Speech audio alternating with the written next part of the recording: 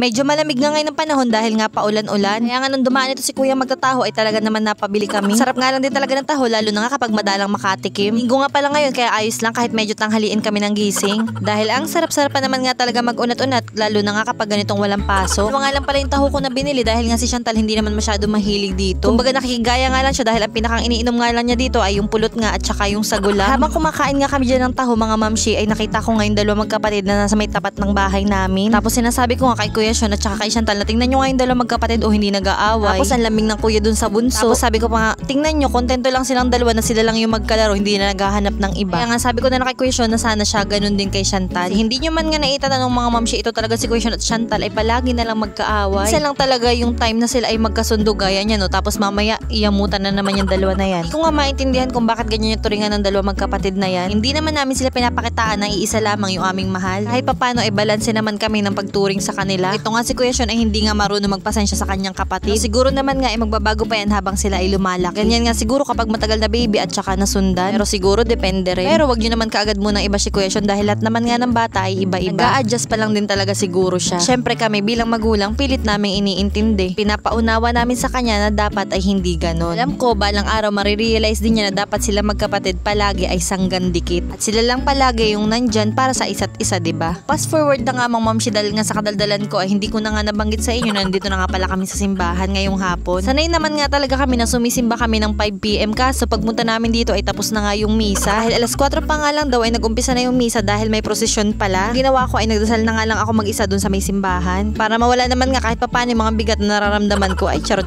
Sama na nga lang sana kami sa prosesyon kaso nga lang ay umuulan at saka ito si Chantal ay madaling mapagod. Nga pagkaalis nila ay dumiretso na nga lang kami dito sa park para nga magmerienda. Kahit nga inabot na kami ng ulan ay sige pa rin kami dahil syempre food is life.